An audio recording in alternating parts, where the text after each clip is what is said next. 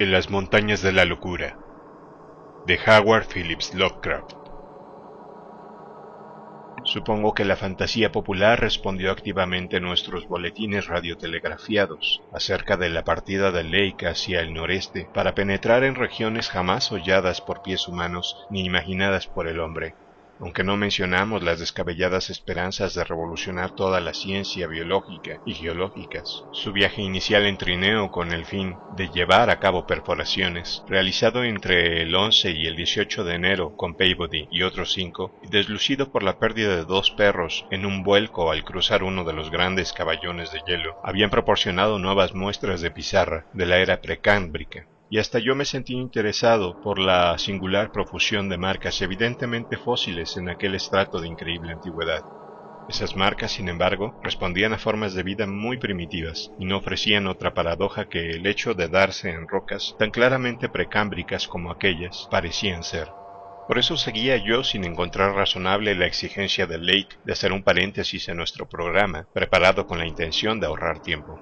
Este paréntesis exigía la utilización de los 4 aeroplanos, de muchos hombres y de la totalidad del equipo mecánico de la expedición. Finalmente no veté el proyecto, aunque decidí no acompañar al grupo al noreste, a pesar de que Lake me había pedido mi asesoramiento como geólogo. Mientras ellos estuvieran fuera, yo permanecería en la base con Peabody y 5 hombres más, trazando los planes definitivos para el traslado hacia el este. Con vistas a este traslado, uno de los aeroplanos había empezado ya a transportar una buena cantidad de gasolina desde la bahía de McMurdo, pero esto podía esperar por el momento.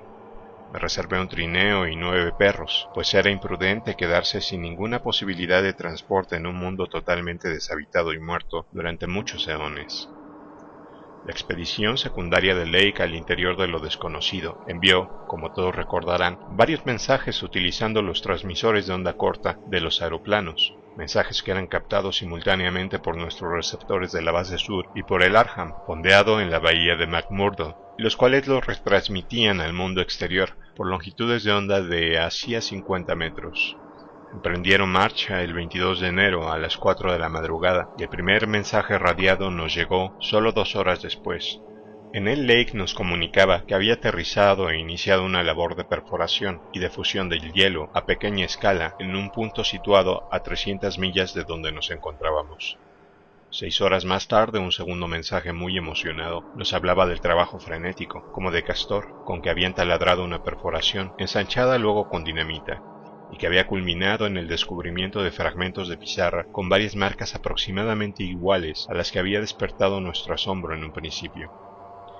3 horas después, un breve boletín nos comunicaba la reanudación del vuelo, luchando contra un crudo y penetrante temporal, y cuando yo envié un nuevo mensaje de protesta oponiéndome al enfrentamiento con nuevos peligros, Lake contestó secamente que las nuevas muestras justificaban afrontar cualquier riesgo.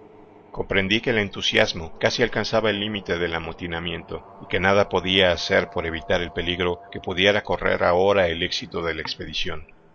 Pero me espantó pensar que Lake se fuera aventurando más y más profundamente en aquella blanca y traidora inmensidad, llena de tempestades y misterios insondables, que se extendía a largo de unas 1500 millas hacia las costas, mitad desconocidas, mitad sospechadas, de las tierras de la Reina María y de Knox.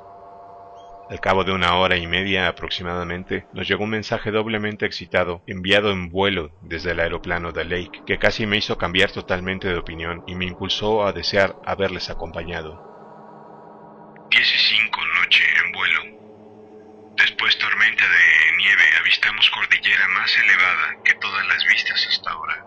Quizá tan alta como el Himalaya, teniendo en cuenta altitud meseta, probablemente a 76 grados 15 minutos de latitud y 113 grados 10 minutos de longitud este. Se extiende hacia derecha e izquierda hasta donde alcanza la vista. Creo percibir 2 conos humeantes, todos los picos negros y sin nieve. Vendaval que sopla desde ellos impide navegación. Después de recibir este mensaje, Peabody, los hombres y yo permanecimos sin respirar junto a la radio. La imagen de aquella titánica muralla montañosa situada a 700 millas de distancia inflamó nuestro más hondo sentido de aventura, y nos congratulamos de que fuera nuestra expedición, aunque no nosotros personalmente, quien lo hubiera descubierto. Al cabo de media hora volvió a llamar Lake. Aeroplano de muy meseta al pie de las montañas, pero no hay heridos y quizás podamos repararlo. Trasladaremos todo lo imprescindible a los otros 3 aparatos para regreso o ulteriores vuelos, si son necesarios, pero por ahora no necesitamos más expediciones de esta envergadura. Montañas sobrepasan todo lo imaginable. Me dispongo a efectuar vuelo de exploración en aparato de Carroll, libre de carga. Imposible imaginar nada semejante. Los picos más altos deben tener más de 35.000 pies. El Everest no es nada en comparación con esto. Atwood va a calcular altura con Teodolito mientras Carroll y yo exploramos. Probablemente nos equivocamos acerca conos, pues formaciones parecen estratificadas, posiblemente pizarra precámbrica mezclada con otros estratos. Extrañas siluetas en el horizonte con fragmentos de cubos adosados a picos más altos. Todo ello maravilloso a luz dorada rojiza del sol bajo, como tierra misteriosa vista en sueños, como puerta que da a un prohibido mundo de maravillas jamás contempladas. Me gustaría estuvieran acá para estudiarlo. Aunque había llegado ya la hora acostumbrada de dormir, ninguno de los que estábamos a la escucha pensamos ni por un momento en acostarnos. Lo mismo debía de ocurrir en la bahía de McMurdo, en donde tanto el depósito de materiales como el Arkham recibían también los mensajes, pues el capitán Douglas nos llamó para felicitarnos a todos por el importante descubrimiento y Sherman, el encargado del depósito, se adhirió a la felicitación. Naturalmente lamentamos lo del aeroplano averiado, pero esperamos que fuera fácilmente reparado. A las 11 de la noche captamos un nuevo mensaje de Lake. He volado con Carroll sobre las estribaciones más altas. No me atrevo a pensar con este tiempo sobre picos verdaderamente elevados, pero lo haré después. Difícil subir y difícil volar a esta altura, pero vale la pena. La gran cordillera es bastante cerrada, lo que impide ver qué hay del otro lado. Principales picos más altos que el Himalaya y muy extraños. La cordillera parece de pizarra precámbrica, con claros indicios de otros plegamientos. Equivocado en cuanto a vulcanismo. Se extiende en las 2 direcciones más allá de lo que alcanza la vista, limpia de nieve por encima de los 20.000 pies. Extrañas formaciones en laderas de montañas más altas. Grandes bloques cuadrados y bajos con lados completamente verticales y líneas rectangulares de paredes verticales, como los antiguos castillos asiáticos adheridos a las empinadas montañas que aparecen en los cuadros de Roerich. Impresionantes desde lejos. Volamos cerca de algunos y a Carroll le pareció estaban formados por trozos separados más pequeños, pero se trataba probablemente de la erosión. La mayor parte de las aristas desmoronadas y rodeadas como si hubiesen estado expuestas a tempestades y cambios climáticos desde hace millones de años. Algunas partes, especialmente las superiores, parecen ser de roca de colorido más claro que los estratos discernibles en laderas propiamente dichas, lo que indica que son de origen evidentemente cristalino. Desde más cerca se ven muchas bocas de cuevas, algunas de contornos extrañamente regulares, cuadradas o semicirculares. Debes venir y estudiarlo todo. Creo que he visto una pared asentada verticalmente en lo alto de un pico. La altura oscila entre 30 y 35.000 pies. Volamos a una altitud de 21.500 con un frío endiablado que nos caía hasta los huesos. El viento silba y aúlla a través de las gargantas y entrando y saliendo de las cuevas, pero hasta ahora el vuelo no ha revestido peligro alguno.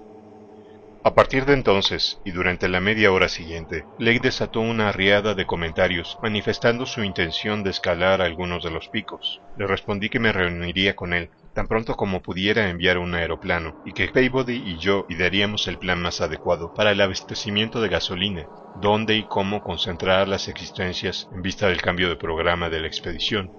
Evidentemente las labores de sondeo de Lake, así como las exploraciones aéreas, exigirían gran cantidad de combustible en la nueva base que tenía intención de establecer al pie de las montañas. Y entraba dentro de lo posible que, después de todo, no realizáramos en esta estación el vuelo hacia el este. En relación con esto, llamé al capitán Douglas y le pedí que desembarcara todos los pertrechos que pudiese y los transportase más allá de la barrera con el único tiro de perros que habíamos dejado allí. Lo que teníamos que hacer era establecer una ruta directa que cruzase la región desconocida que separaba el lugar en que se hallaba Lake de la bahía de McMurdo. Lake me llamó más tarde para decirme que había decidido dejar el campamento en el lugar donde se había visto obligado a aterrizar el avión de Moulton y donde las reparaciones habían progresado algo. La costra de hielo era muy fina y dejaba ver aquí y allá trozos de tierra oscura. Lake pensaba llevar a cabo algunas perforaciones y hacer estallar algunos barrenos en aquel lugar antes de realizar exploraciones en trineo o de emprender ningún ascenso. Me habló de la inefable majestuosidad del panorama y de las extrañas sensaciones que le producía encontrarse a su caire de inmensos y silenciosos picachos que, formando hileras, se disparaban hacia lo alto como un muro que alcanzase el cielo en el confín del mundo. El teodolito de Arwood había fijado la altura de los 5 picos más altos entre los 30.000 y los 34.000 pies. La forma en que el terreno estaba barrido por el viento inquietaba a Lake, pues auguraba la existencia de tremendas borrascas, de violencia mucho más inusitada que cualquiera de las que habíamos sufrido hasta la fecha. Su campamento se hallaba a algo más de 5 millas del lugar, en que las estribaciones de las montañas se elevaban bruscamente. Casi pude percibir un tono de alarma subconsciente en sus palabras, transmitidas a través de un vacío glaciar de 700 millas, cuando nos pedía que nos diésemos prisa para acabar lo antes posible la tarea en aquella nueva región. Se disponía a descansar después de un día de trabajo, esfuerzo y resultados sin precedentes. Por la mañana sostuve una conversación tripartita por radio con Lake y el capitán Douglas, que se hallaban en sus respectivas bases, muy lejanas entre sí. Acordamos que uno de los aviones de Lake vendría a mi base a recogernos a Peabody, a 5 hombres y a mí, y a llevar también toda la gasolina que pudiera. La cuestión del combustible podría aguardar unos días más, según lo que decidiéramos acerca de la expedición hacia el este, pues Lake tenía bastante en su campamento para sus inmediatas necesidades de calefacción y perforado. En su momento tendríamos que restablecer la base del sur, pero si retrasábamos la expedición hacia el este, no la utilizaríamos hasta el próximo verano. Y entre tanto Lake debía enviar un aparato para explorar una ruta directa entre sus nuevas montañas y la bahía de McMurdo. Peabody y yo nos dispusimos a cerrar nuestra base durante poco o mucho tiempo, según fuese necesario. Si invernábamos en el Antártico, volaríamos probablemente en línea directa desde la base de Lake a Larkham sin regresar a ese lugar. Habíamos reforzado algunas de las tiendas cónicas con bloques de nieve endurecida, y ahora decidimos completar el trabajo de crear un poblado permanente. Lake tenía todas las tiendas que podía necesitar aún después de nuestra llegada. Le envió un mensaje radiado diciendo que Peabody y yo estaríamos preparados para salir hacia el norte después de un día de trabajo y una noche de descanso. Sin embargo, nuestra tarea no fue muy continua a partir de las 4 de la tarde, pues Lake comenzó a enviar unos mensajes extraordinariamente sorprendentes y muy excitados. Su día de trabajo había comenzado con malos augurios, ya que un vuelo de exploración de las superficies rocosas que quedaban casi al descubierto había revelado una ausencia total de los estratos arcaicos y primigenios que buscaba y que constituían una parte tan considerable de las colosales cumbres que se elevaban a asombrosa distancia del campamento. La mayor parte de las rocas entrevistas eran aparentemente areniscas jurásicas y comanchenses y esquistos pérmicos y triásicos, con un afloramiento aquí y allá de un negro brillante que hacía pensar en antracita o carbón esquistoso. Esto desalentó un tanto a Lake, cuya aspiración era descubrir muestras de más de 500 millones de años. Le resultó patente que para encontrar vetas de pizarra arcaica como aquellas que había descubierto las extrañas marcas, tendría que realizar una larga expedición en trineo desde las estribaciones a las escarpadas laderas de las gigantescas montañas. No obstante, había decidido efectuar algunas perforaciones allí mismo, como parte del programa general de la expedición, por lo que montó la barrena y puso a trabajar en ella a 5 hombres, mientras que los demás acababan de instalar el campamento y de reparar el aeroplano averiado. Se eligió para el primer sondeo de la roca visible más blanda, una piedra arenisca que se encontraba a 1/4 de milla aproximadamente del campamento, y la taladradora hizo excelentes progresos, sin necesidad de nuevos barrenos auxiliares. Fue alrededor de las 3 horas más tarde, después de la primera explosión auténticamente potente, cuando se oyeron los gritos del equipo de perforación y cuando Gidney, que hacía las voces de capataz, llegó corriendo al campamento con la asombrosa noticia. Habían topado con una caverna.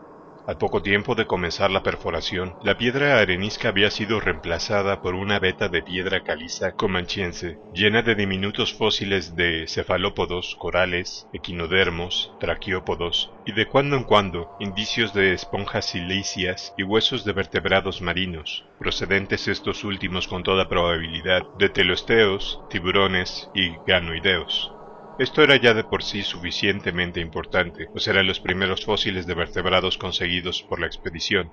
Pero cuando poco después el cabezal de la perforadora acabó de taladrar el estrato para llegar a una oquedad, una nueva ola de emoción doblemente intensa se apoderó de los perforadores. Un barreno de buen tamaño había dejado al descubierto el secreto subterráneo, y ahora allí, a través de un tortuoso agujero de tal vez 5 pies de diámetro por 3 de grosor, se abría ante los anhelantes exploradores parte de una oquedad socavada hacía más de 50 millones de años por el tenaz discurrir de aguas subterráneas de un desaparecido mundo tropical. El estrato en que se abría la oquedad no tenía más de 7 u 8 pies de espesor, pero se extendía indefinidamente en todas direcciones y se respiraba en ella un fresco vientecillo que hacía pensar que pertenecía a un extenso sistema subterráneo. Techo y suelo mostraban abundancia de grandes estalactitas y estalagmitas, algunas de las cuales se unían formando columnas, pero lo más importante de todo era el vasto depósito de conchas y huesos que en algunos lugares casi obstruían el paso. Arrastrados por las aguas desde desconocidas selvas de lechos arborescentes, hongos mesozoicos, bosques de cicaidáceas, palmeras de abanico y angiospermas primitivas del terciario, había en este óseo depósito más ejemplares de especies de animales del Cretáceo, del Eoceno y de otras épocas que las que hubiera podido contar y clasificar el más sabio paleontólogo en un año. Moluscos, caparazones de crustáceos, peces, anfibios, reptiles, aves y mamíferos primitivos, todos ellos grandes y pequeños, conocidos y desconocidos. No es de asombrar, pues, que Gidney volviera al campamento corriendo y gritando, ni debe maravillar que todos los demás dejaran el trabajo y corrieran desafiando el cortante frío hacia el lugar donde la torreta señalaba el emplazamiento de la recién descubierta entrada a los secretos de la tierra interior y de pasados eones.